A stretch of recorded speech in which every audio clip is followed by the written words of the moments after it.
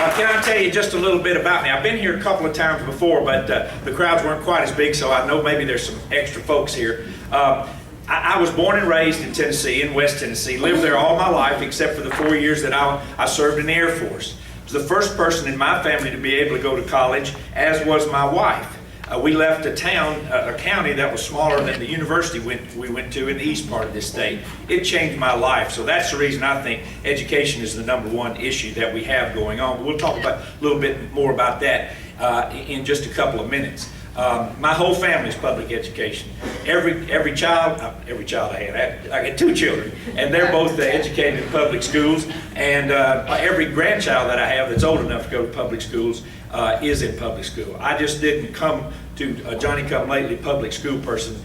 That's who I am, and I appreciate it for everything it does. And I think you'll see that my service in the legislature for the last 24 years, I was elected in 1994, has been toward public schools and certain other things as well. I went to law school and practiced law for 13 years in a practice like Frank's. Well, not exactly like Frank's. Frank's a little more bolder than I am in the practice of law, and been at it a little longer too, I must say. But anyway, it's just a small practice where you help people. You know, that's what you do, you help people. I moved over into a small community bank that started in 1939. My dad sort of retired, and I went over to that business. We call our nickname for our bank is the bank for the little man. Now, that's not sexist. That's just the way they used to say. And it means the person who might not have the financial assets. We try to help people. So that's what I've tried to do during my lifetime. And then I was fortunate to serve under 4 governors, from Governor McWhirter, you might remember him, 8 years with Governor Bredesen. First 8 years with Governor Sundquist, 8 years with Governor Bredesen, who I was fortunate to carry his budget back then when we Democrats were in the majority as the House Finance Chair, and then almost 8 years with this Governor Haslam. I liked them all. They're all different, but I think I've learned from them. And I'll mention right now that that's one of the things I think that I can offer, sort of my body of work through the years. Never intended to run for governor, but you know, when you look in your grandchildren's eyes and you see what's been happening lately, you know, and you got a little more energy about you, you know, you just say, I think I might be able to do better. And the thing about it, folks, is I've got this saying that I stole from somebody. I don't really remember who it is, but it says, we all do better when we all do better. You know, think about that a minute and then let it resonate just a little bit. If we can all do better, we all do better. And and I'm not for government handouts for everybody, but I'm for giving everybody the opportunity to have that American dream. And what is the American dream? The ability to take care of your family, the ability to give them food, clothing, and shelter, the ability to educate them, the ability to take them to the doctor, not through the emergency room, but during the years where they can get some proactive health. And as Carl mentioned, hey, we got a long way to go in health here. Our health, our community health is not good, especially in the rural communities like I'm from and like we're here. There's a lot of work that needs to be done. So I decided to throw my hat in the ring for that. And it's been a wonderful experience so far. I've been in 95 counties. I've lived here all my life, so I have, but I'm doing it again. And it's amazing what I see in the rural areas and the urban areas. You know, we got a great state here. The Lord put us in a good place, and we've got a great future. We've got good cities. I've lived near Memphis all my life. I've pretty much lived in Nashville half a year for half my life, you know, since I've been in the legislature. And I went to school for 7 years. Now, that did include law school, but the 7 years in Knoxville. So I've moved around in that regard, and I think I know the people of Tennessee pretty well, and I know what their dreams are. They're not, you know, the people in the skyscrapers are doing pretty good. The people I'm concerned about are the people in the shadow of the skyscrapers that might have a problem with education, that might have a problem with jobs, that might have a problem of finding health care. And those are the issues that I want to focus on. You know, I bet if you turn to your neighbor, even if it's your husband or your wife, and you throw out one issue there, we all have an issue that you cannot agree on. You think differently. And there are a lot of those in Tennessee. Some of those issues are one issue. Some of those folks are one issue voters, where if you're not for me on this issue, well, I'm not going to vote for you. I can understand that, and maybe some are one issues that are that important. But my philosophy is if we can pick out 2 or 3 issues in this state that we can most all agree on, that if we do better with them, we'll all do better, and that's where I'm coming from. And I think those issues, apparently Carl does too, because he mentioned the same 3. We're not strangers. We know each other, and those are the issues. Number 1 to me is, of course, education. It is the reason state government exists. You know, there's a constitutional provision in our state constitution that says that the state of Tennessee must provide a program of free public education. Now that's pretty serious when you put it in the Constitution.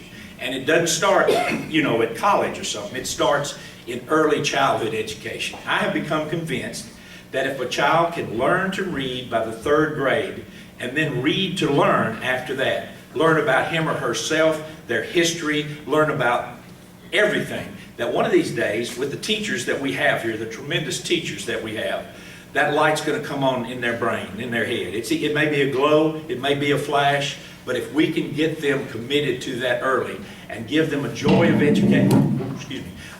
education as they learn, then I think everybody's going to be better once again.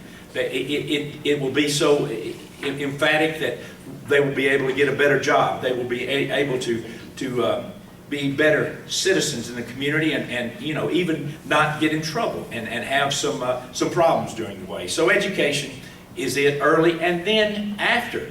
I think that everybody, of course, needs a high school degree, but we need training after that. Does that mean a 4-year degree? Maybe, maybe not. A 2-year degree? Maybe, maybe not. But it means at least some technical training so we can get those better jobs. So education, number 1. Number 2, the most pressing issue is health care. It is a big issue nationally, and there are some things we can do at the state level that we haven't done. The most is, as was mentioned before, the biggest moral failure of the legislature in the 24 years I've been there is the failure to expand Medicaid. It makes such a big difference, and I've been fighting for this for 6 years, as long as it's been out there. Over $4 billion now with a B. We have forfeited, literally, your tax money that's sitting up in Washington going to other states that we didn't take here. The hospital I was born in Brownsville, Tennessee, closed 2 years ago. It would not have closed if we had expanded Medicaid. That's how close it is to my home and your home too, I'm sure, because rural hospitals, it ain't over yet. They're going to keep closing. They're going to keep closing. And also, Medicaid would have helped in the newest crisis we have, which is the opioid crisis. It's a scourge. It's a problem. It reaches all of us. And we could have the folks that would be covered by the Medicaid expansion are the folks that, if they get in trouble with opioids, and everybody will, working people especially, when they have a problem and have to continue to work to feed their family and get hooked on these things, it would have helped us. So that's number 2. Number 3 is in the broad category of jobs. Now, you say, oh, well, I got a job. The current governor says we got the lowest unemployment we've had in years. Well, that's right. But the fact of the matter is, coupled with that, we have more people in this state, percentage-wise, working for minimum wage than any other state in the country. So what I'm talking about is better training for better jobs. And then the thing, as we in rural areas know, remember, y'all won't remember, I don't remember either, but REA came in and put in electric lights in rural areas. It changed the way people in rural areas live. Bell Systems came in and put telephones in rural areas. It changed the way rural people live. If we can put broadband in rural areas, it will literally double change the way we live. We've got to get it done, and the current governor has put a little money in it, but not much. It's just sort of a wide river, but not very deep. So we have to work on those things. Those are the issues out there. But more importantly, what I just want to ask you while you're here is, I know you're interested because it's a rainy Saturday and you're here, but we have an opportunity. Now, the former mayor said he likes to do things in a nonpartisan way. Well, I do too. I think I can be a pretty good governor because I've served with this Speaker of the House and the next Speaker of the House.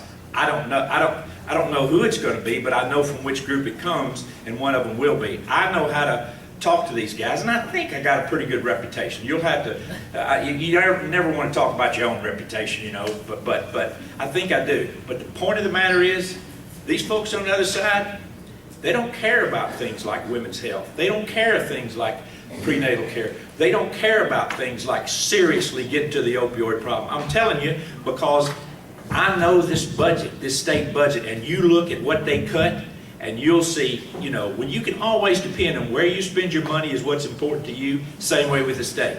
And when they cut children's services, when they cut mental health care, when they cut things like that, we got a problem. So we need to fight and battle. The quickest way we can battle as Democrats is to elect a governor. That way, one branch of the government will be headed by a Democrat, and then the other, if it happens to flip with great candidates like we've got, that's wonderful. But if it doesn't, we'll have the best opportunity we can to make our voices heard, voices of the people. So that's it. I wanted to talk fast because I know you got it. Anything I can do to help you in any of your races here, I'll be happy to. I'm so excited about this time. Don't get discouraged. We're gonna win this thing. We are gonna win. Yeah. I work in a bank now, you know, and I've been successful in a bunch of elections, fortunately. But I remember a guy who I spoke to and knew him really well, and I found out he didn't vote for me. And I said, Mr. So-and-so, I can see it right now. I said, you know, we've talked about issues, and you shook your head and everything. He said, yeah, but Craig, you didn't ask me to vote for you. So I don't make that mistake anymore. I'd appreciate it if you vote for me for governor of this grand state. Thank y'all very much.